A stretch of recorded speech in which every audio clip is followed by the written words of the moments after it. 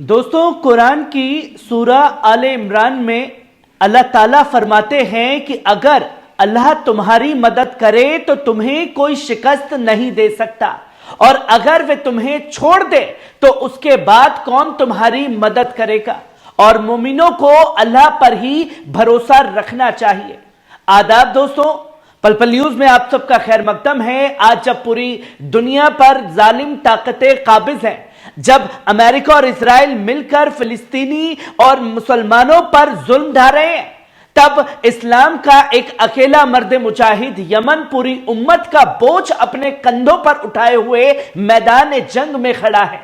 Yemen वो मुल्क जो मुफलिसी और जंग के बावजूद अमेरिका और इजराइल के नापाक मंसूबों को धूल चटा रहा है। यूएसएस ट्रूमन पर यमनी मिसाइल, नवीनतम एयरबेस पर बैलिस्टिक हमला, रेड सी अमेरिका और इजरायली जहाजों की नाकाबंदी।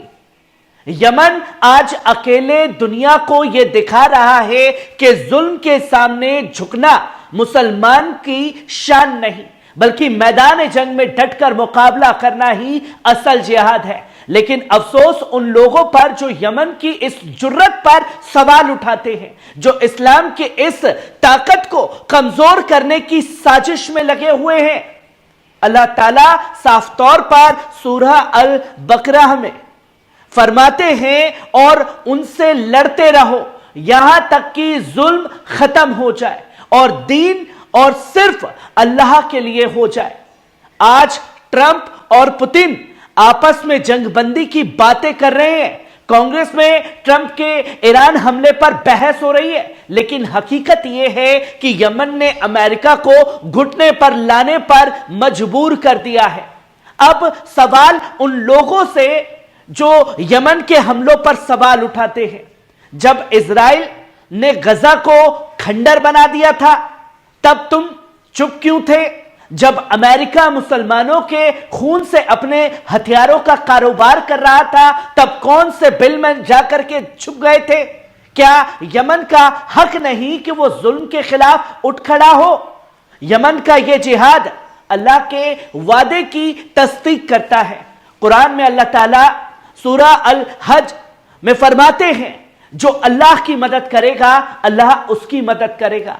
बेशक अल्लाह बहुत ताकतवर और इज्जत वाला है।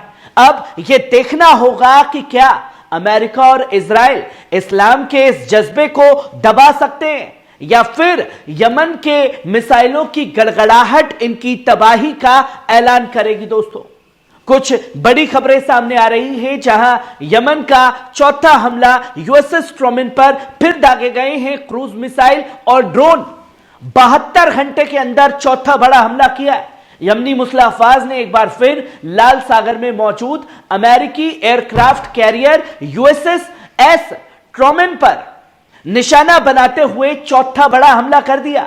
यमनी फौज के तर्जुमान ब्रिगेडियर जनरल याहिया सारी ने यह ऐलान किया कि 72 घंटे के अंदर यह चौथा हमला था, जिसमें कई जंगी जहाजों को भी निशाना बनाया गया है। जनरल सारी ने यह साफ तौर पर कहा कि अमेरिका और इजराइल की साजिशों को नाकाम करने के लिए यह पेशगी हमला किया गया है। उन्होंने साफ तौर पर खुलासा किया कि यमनी जासूसी तंत्र ने लाल सागर में अमेरिकी जंगी सरगर्मी को भांप लिया था, जिसका मकसद यमन पर एक बड़े हवाई हमले की तैयारी करना था। यमनी अफवाज ने इस हमले में कई क्रूज मिसाइल और ड्रोन इस्तेमाल किए, जिससे अमेरिकी जंगी बेड़ों में अफरा तफरी मच गई है और कई जहाजों को मजबूरन लाल सागर के शुमाली हिस्से की तरफ हटना पड़ा है। अमेरिकी सदर डोनाल्ड ट्रंप ने एक एक्सक्लूसिव ऑर्डर जारी किया, जिसमें यमन पर भारी जंगी ताकत इस्तेमाल करने का हुक्म दिया गया है। इसके बाद अमेरिकी जंगी जहाजों ने यमनी आम शहरी इलाकों पर ताबड़तोड़ बमबारी की, जिसमें दर्जनों बेगुनाह शहीद हुए। अब्दुल मलिक अल हूती की रहनुमाई में यमनी अफवाज ने यह ऐलान कर दिया है कि इजरायली और अमेरिकी जंगी इदारों को और सख्त जवाब मिलेगा। उन्होंने वाजे कर दिया है कि अगर गजा में जुल्म जारी रहा तो इसराइल और उसके हलीफ मुल्कों के खिलाफ जंग और तेज होगी। यमनी अफवाज ने यह ऐलान किया कि उन्होंने इसराइल के नवीनतम एयरबेस को फिलिस्तीनी 2 हाइपरसोनिक बैलिस्टिक मिसाइल से तबाह कर दिया है। यह वही एयरबेस है जहां से इसराइल गजा पर बमबारी कर रहा है। ब्रिगेडियर जनरल यहिया सारी ने इस हमले को कामयाब ऑपरेशन करार दिया है और कहा कि जब तक गजा पर जुल्म जारी रहेगा तब तक इजराइल के जंगी ठिकानों पर यमन की मिसाइलें गिरती रहेंगी। अब सवाल यह उठता है कि क्या अमेरिका अब यमन पर जंग का नया दौर शुरू करेगा? क्या यमन यूएसएस ट्रूमैन को पूरी तरह तबाह कर सकता है? और क्या इजराइल अब महफूज रहेगा या फिर यमन के अगले हमले के लिए तैयार इजराइल को रहना होगा?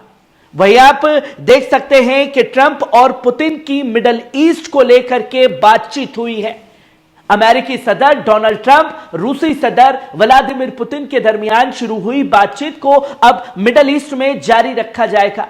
व्हाइट हाउस ने यह ऐलान किया कि दोनों ममालिक ताकती हथियारों के फैलाव को रोकने और इलाकाई अमन के लिए मिलकर काम करेंगे। यानी कि हथियार सप्लाई बंद हो, रूस की तरफ से भी, इधर अमेरिका की तरफ से भी। अमेरिकी सदर दफ्तर से जारी अहम बयान में कहा गया कि जंगबंदी की पहल ऊर्जा और इंफ्रास्ट्रक्चर सेक्टर से शुरू होगी ताकि इलाके में अस्करी तनाजा कम हो। ब्लैक सी में मुकम्मल जंगबंदी और इलाकाई अमन के लिए टेक्निकल बातचीत जारी रहेगी। अमेरिका और रूस के दरमियान बेहतर ताल्लुकात हैं। जियोपॉलिटिकल स्थिरता और बड़े माशी मुआहिदों की राह खोल सकता है। दोनों लीडरों ने इस पर बातचीत इत्तेफाक किया कि इलाकाई अमन और जंगबंदी का पहला मरहला फौजी तनाज़ों को खत्म करने और माशी ताउन के साथ ही मजबूत करने से शुरू होगा। अब सवाल यह उठता है कि क्या जंगबंदी वाकई मिडल ईस्ट में कोई बड़ी तब्दीली लाएगी? क्या रूस और अमेरिका का ताउन जंग से तबाह ममालिक के लिए अमन की राह खोलेगा या फिर यह महज एक सियासी बयानबाजी बनकर साबित होती रहेगी? वहीं आप देख सकते हैं कि अमेरिकी नुमाइंदी थॉमस मैसी की ट्रंप पर सख्त तनकीद है। अमेरिकी नुमाइंदे थॉमस मैसी ने सदर डोनाल्ड ट्रंप पर सख्त तनकीद करते हुए कहा कि ईरान पर हमला करना सीधे तौर पर जंग का ऐलान करना है और इसके लिए कांग्रेस की मंजूरी लेना लाजिमी है। थॉमस मैसी ने ट्रंप की ईरान के खिलाफ जंगी कार्रवाई पर सवाल उठाते हुए कहा कि कोई भी सदर अकेले जंग शुरू नहीं कर सकता, इसके लिए कौमी असेंबली की इजाजत जरूरी है और उन्होंने इस हमले को अमेरिकी कानून और आईनी उसूलों की खुली खिलाफ वर्जी करार दिया। अब सवाल यह उठता है कि क्या अमेरिकी सियासतदान ट्रंप के इस फैसले के खिलाफ खड़े होंगे?